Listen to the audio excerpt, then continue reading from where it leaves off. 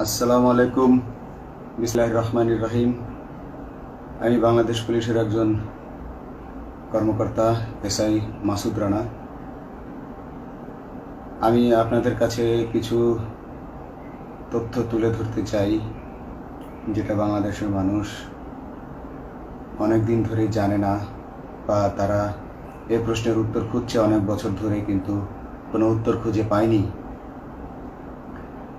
আজকে যাকে সেনাবাহিনী থেকে অব্যাহতি দেওয়া হলো, মেজর জেনারেল জিয়াউল হাসান, যিনি এনটিএমসির প্রধান ছিলেন এবং তিনি র্যাবের অতিরিক্ত পরিচালক ছিলেন। অতিরিক্ত পরিচালক অপারেশন। তিনি মেজর থাকতেই র্যাবে ছিলেন এবং বাংলাদেশে যত গুম খুন হয়েছে, বিএনপি সহ অন্যান্য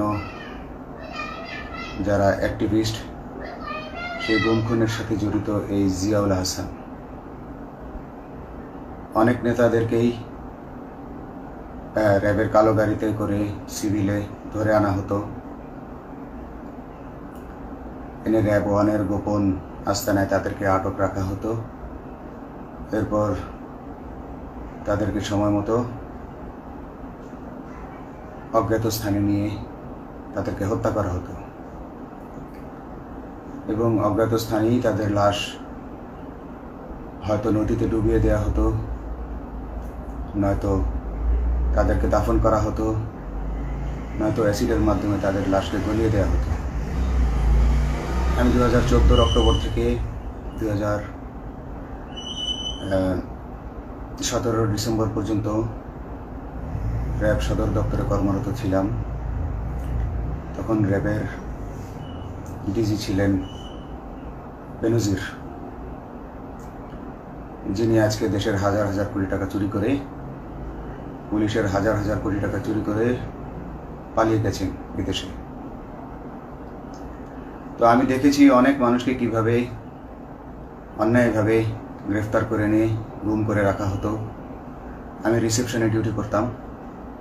গুম হয়ে যাওয়া মানুষের স্বজনেরা আমার কাছে আসতো, কিন্তু আমাদেরকে কঠোর নজরদারিতে রাখা হতো। সিসি ক্যামেরার আওতায় ছিলাম, তাদের সাথে আমরা ওভাবে কথা বলতে পারতাম না। তাদেরকে কোনো তথ্য দেওয়া নিষেধ ছিল আমাদের জন্য। কিন্তু তাদের স্বজনরা আসলে এসে যখন এখানে কান্না করতো, আমি নিজেকে ধরে রাখতে পারিনি। আমি অনেকের স্বজনকেই তাদের স্বজনের, গুম হয়ে যাওয়া স্বজনের পরিণতির কথা জানিয়ে দিতাম। বিশেষ করে যাদেরকে মেরে ফেলা হতো, খুন করা হতো, তাদেরকে আমি খারাপ সংবাদটা দিতাম না। কিন্তু যাদেরকে বন্দি করে রাখা হতো, যেমন বিএনপি নেতা সালাউদ্দিন আহমেদকে যখন অ্যারেস্ট করে আনা হলো, তিনি অ্যারেস্ট করার সময় ধস্তাধস্তিতে মাথায় আঘাত পেয়েছিলেন। তাকে র্যাব ওয়ানের গোপন কক্ষে আটক করে রাখা হয়েছিল দীর্ঘদিন। এরপর তাকে এক সময় ভারতে পাচার করে দিয়ে আসা হয়। তাকে অজ্ঞাত কারণে হত্যা করা হয়নি। তার ফ্যামিলি এসেছিল, তার স্ত্রী হাসিনা আহমেদ, তার ভাই গিয়াসউদ্দিন আহমেদ।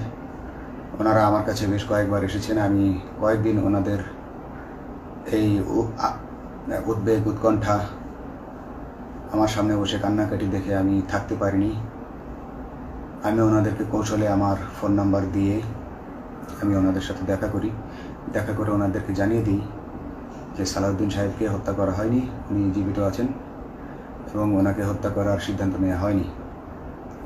এই সিদ্ধান্তগুলো যিনি নিতেন তিনি হচ্ছেন বর্তমানে মেজর জেনারেল জিয়াউল হাসান, যাকে আজকে অব্যাহতি দেওয়া হয়েছে। শুধু অব্যাহতি যদি দেওয়া হয়, তাকে যদি বিচারের মুখোমুখি করা না হয়, তাহলে এই আন্দোলনের, এই স্বাধীনতার কোনো মূল্য থাকবে না। আমি আজকে আর কাউকে ভয় পাই না। আমি আজকে বিশ্বাস করি যে আজকে আমাকে এই সত্য বলার জন্য কেউ গুম করে দিতে পারবে না, এই সত্য বলার জন্য কেউ আমাকে অ্যারেস্ট করবে না। সেই কারণে আমি বুকে সাহস নিয়ে আজকে কথাগুলো বলছি। আপনারা যারা বিএনপি নেতা ইলিয়াস আলীর অপেক্ষায় আছেন, তাদের জন্য দুঃখজনক সংবাদ। তাকে অনেক আগেই হত্যা করা হয়েছে। তাকে পতেঙ্গা সমুদ্র সৈকত দিয়ে কড়া পাহারায় সাগরের মাঝখানে নিয়ে স্পিড বোটের মাধ্যমে মুখে পলিথিন পেঁচিয়ে হত্যা করে, তার পেট ছুরি দিয়ে ছিদ্র করে, তাকে পাথর দিয়ে বেঁধে সাগরে ডুবিয়ে দেওয়া হয়েছে। শুধু ইলিয়াস আলী নয়, অনেক নেতার সন্ধান যারা আজও পাননি। কিছু মানুষ তো ঘর থেকে উদ্ধার হয়েছে, কিন্তু যাদেরকে আপনারা পাননি তাদের সবার এই করুণ পরিণতি হয়েছে। আমি যদিও তারা এই কাজগুলো অতি গোপনে করত এবং র্যাবের অন্যান্য শাখার কর্মরত কর্মকর্তা কর্মচারীরা এটা জানতো না, কিন্তু আমি অত্যন্ত বিচক্ষণভাবে আমি এই খবরগুলো নিতাম, কারণ আমি জানতাম এগুলো একদিন আমি প্রকাশ করতে পারবো। এবং এই দিনটার অপেক্ষায় ছিলাম আজকে এত বছর, মানুষের কাছে সত্য প্রকাশের। বাংলাদেশের মানুষ জানুক যে কারা খুনি, কারা এত মানুষকে গুম খুন করেছে, এই দেশ থেকে এই দেশে ত্রাসের রাজত্ব কায়েম করেছে। তারা মাদকের ক্রস ফায়ারের নামে যে হত্যা ট্র্যাডিশন চালু করেছিল, এই ট্র্যাডিশনের উদ্দেশ্য ছিল বিরোধী দলের লোকজনকে হত্যা করা।